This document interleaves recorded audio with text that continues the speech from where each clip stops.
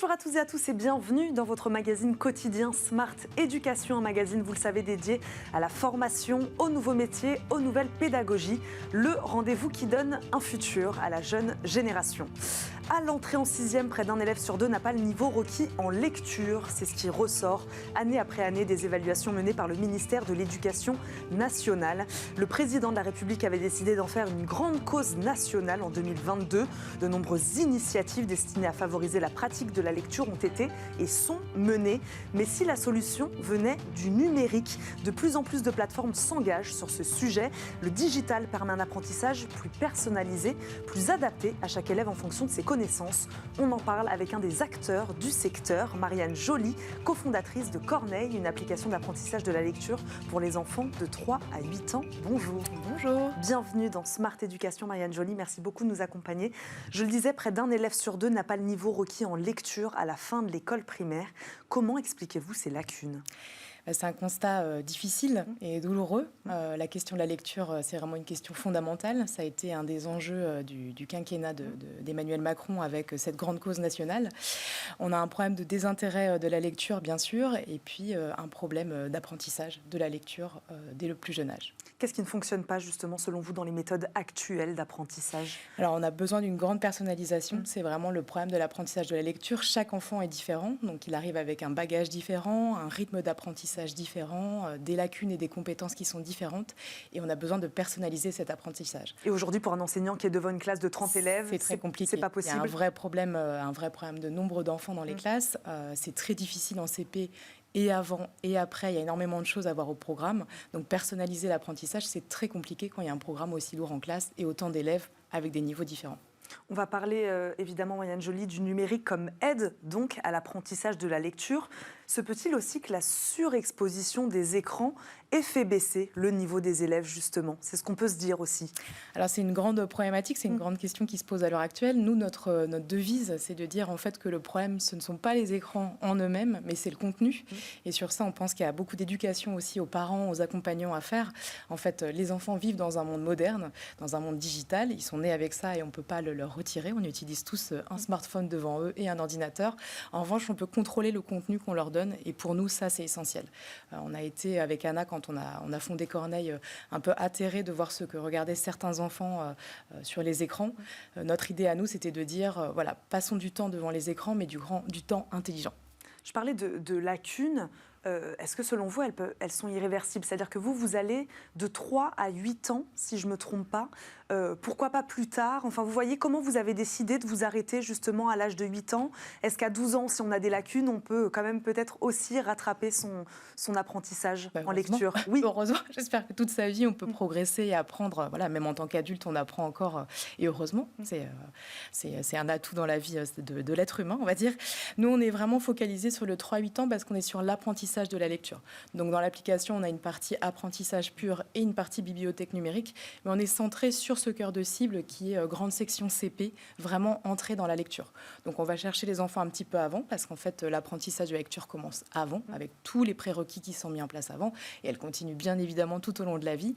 Mais nous, on s'est vraiment concentré sur les enfants de cet âge-là, aussi parce qu'on a créé un univers qui est approprié à ces enfants, un univers qui est très très calme, où il y a très peu de ce qu'on appelle des feedbacks, c'est-à-dire des retours de sons, d'images, voilà, un univers très tranquille pour justement aider les enfants à apprendre à lire. En fait, un enfant qui entre en lecture a une charge cognitive qui est très très lourde, donc on n'avait pas envie de le surcharger avec beaucoup d'images et beaucoup de sons. On va rentrer évidemment dans le contenu de cette application, de cette plateforme.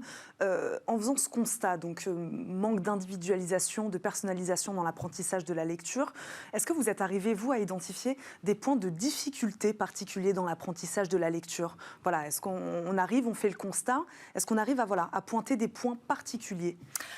Alors, les difficultés sont très différentes selon les enfants. C'est ça qui est compliqué, en fait. Il y a des enfants donc, qui ont des difficultés d'apprentissage, donc ça, c'est une chose. Mais même pour un enfant qui ne présente pas de difficultés d'apprentissage, l'entrée en lecture va se faire de manière très différente. Donc, ça dépend du bagage de l'enfant, ça dépend de sa langue maternelle, en fait, aussi. On a beaucoup d'enfants qui sont bilingues, qui n'apprennent pas à lire en français ou dont le français n'est pas la langue parlée à la maison. Donc, c'est très difficile de faire une généralité sur ces difficultés d'apprentissage de la lecture parce qu'elles dépendent un petit peu de chacun. Et voilà, et de leur environnement. Vous avez travaillé avec des experts sur l'élaboration de cette plateforme, et si oui, quel type d'experts justement? Oui, bien sûr. Donc, nous, Anna et moi, les deux cofondatrices, on ne vient pas du monde de l'éducation. Moi, j'ai enseigné, mais le français langue étrangère, pas en France. Donc, évidemment, on a une équipe d'experts autour de nous, donc des professeurs des écoles, on a une ingénieure pédagogique qui est orthophoniste, et on a également travaillé avec un laboratoire en recherche, en sciences cognitives, qui s'appelle Scalab, qui est à Lille, parce qu'on est basé dans les Hauts-de-France. Et donc, on a fait toute une expérimentation avec eux sur vraiment l'efficacité de la solution en classe. Pourquoi tous ces profils, justement? Nous, on pense vraiment qu'il y a une complémentarité dans les profils. Les professeurs des écoles, c'est ceux qui sont sur le terrain, c'est eux qui savent vraiment comment ça se passe. Donc, on avait vraiment besoin d'eux. L'orthophonie permet d'apporter un autre volet, qui est plus un volet de remédiation pour des enfants qui ont des difficultés d'apprentissage. Et la recherche fait des choses fantastiques. Et on a envie vraiment d'être à la pointe de ce qui se fait en termes de recherche neuroscientifique. Alors, expliquez-nous, jeux, textes à lire, quiz, enfin voilà, qu'est-ce qu'on retrouve exactement dans cette application? Donc, on a 200 activités de lecture qui sont donc adaptées aux enfants de 3 à 8 ans. On a un petit parcours personnalisé pour chaque enfant. Donc, l'enfant n'est jamais mis en échec dans l'application. Lui, il va toujours progresser, avoir des petites récompenses. On est dans un univers très gamifié. Mais derrière, nous, on a des algorithmes qui vont retenir les phonèmes, les sons qui ont été peu acquis et les sons qui sont acquis. Ce qui fait que l'enfant va avoir un parcours vraiment à son niveau, vraiment à la bonne difficulté. Donc, il va être tout le temps motivé pour apprendre. Ces activités, c'est des activités qu'on retrouve dans l'apprentissage classique, donc décodage syllabique, apprentissage des phonèmes, dictée de mots, etc. La plus-value, on va dire, de Corneille, c'est vraiment la gamification ou la ludification. Donc, l'enfant apprend par le jeu, il est engagé par le jeu et motivé par ce jeu. Voilà. Quelle place tient le jeu justement dans ce processus d'apprentissage? Il est là du début à la fin? Il est là du début à la fin. Pour nous, il est essentiel. Donc, on n'est pas un substitut à l'école. Les professeurs des écoles font un travail fantastique. Nous, on est là pour accompagner en plus. Donc, on est vraiment un jeu et un jeu pour les enfants. Donc, on est vraiment dans cette gamification pour accompagner l'enfant du début à la fin. Même dans la bibliothèque numérique, qui est la deuxième partie de l'application, on a un système de récompense aussi quand l'enfant a lu un certain nombre de livres. Expliquez-nous comment ça marche. Alors, comment on joue avec la lecture? Comment on joue avec la lecture? Alors, on joue en ayant beaucoup d'interactions avec un petit avatar. Donc, l'enfant est engagé parce qu'il interagit avec son petit avatar. C'est un renard, un blaireau, enfin, il peut choisir. Et c'est ce compagnon qui va l'importer dans la lecture. Donc, lui faire découvrir les sons, lui faire découvrir les combinaisons de sons, et puis après, l'emmener de plus en plus vers la lecture. On a également un petit module où l'enfant s'enregistre en train de lire. Donc ça, c'est un module qui est très, très important pour nous. Il a une vraie valeur, en fait, dans l'apprentissage parce que l'enfant utilise le principe d'autocorrection. En fait, il s'écoute en train de déchiffrer et donc il prend conscience qu'il est en train de lire. Mais c'est aussi assez rigolo pour un enfant de s'enregistrer et de s'écouter. Qu'est-ce que le jeu apporte, selon vous, au processus d'apprentissage chez l'enfant? On parle beaucoup de cette notion de plaisir. On ne peut pas apprendre sans plaisir. C'est de ça que vous êtes parti aussi? Oui, bien sûr, mais ça, je pense qu'on en est tous témoins. En fait, il faut prendre plaisir pour apprendre, il faut prendre plaisir pour lire. Et puis nous, on est convaincus que la lecture, c'est un plaisir. Donc, on a envie d'instiller ça aux enfants dès leur plus jeune âge. Quel retour d'expérience pouvez-vous faire pour l'instant de cette application? Quel retour en avez-vous? On n'a pas parlé d'ailleurs de la place des parents.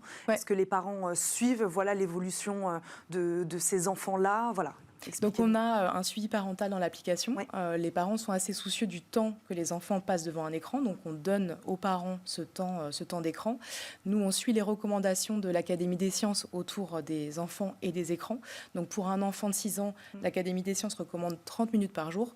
Donc au bout de 30 minutes, nous, notre petit avatar va s'endormir pour signifier à l'enfant qu'il a passé 30 minutes sur l'application.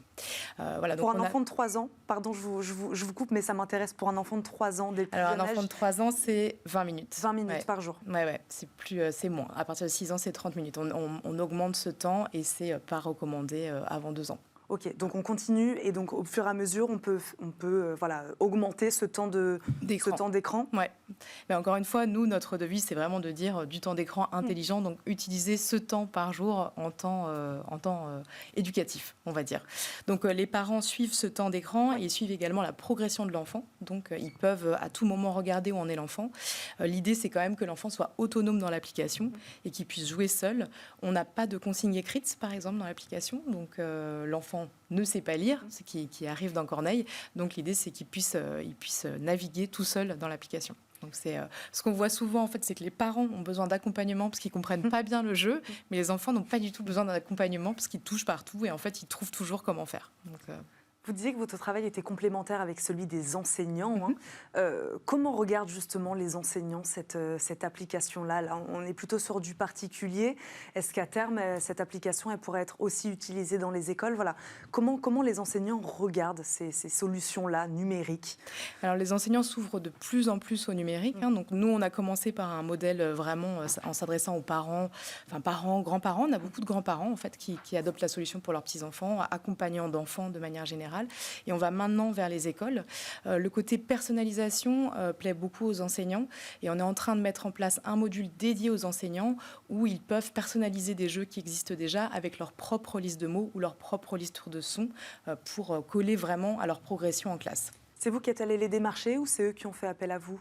On a eu un intérêt naturel en fait des enseignants puisque les professeurs des écoles ont déjà travaillé avec nous à la base et on démarche d'autres écoles, notamment des écoles françaises à l'étranger, aux États-Unis ou au Canada, qui ont parfois, enfin souvent même plus de tablettes, plus d'appareils numériques qu'en France, qui sont plus outillés.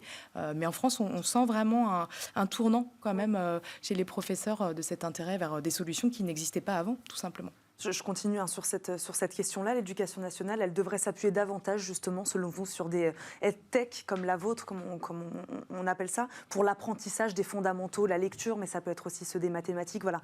Est-ce que, selon vous, on devrait plus s'appuyer sur des solutions comme ça qui émanent du privé? Je pense qu'on peut être vraiment un complément. Ça, pour nous, c'est vraiment important. Encore une fois, on ne remplace pas le professeur. Par contre, on peut le décharger de tout ce qui est la répétition. Donc, nous, le principe dans l'application, c'est de répéter. On apprend par la répétition.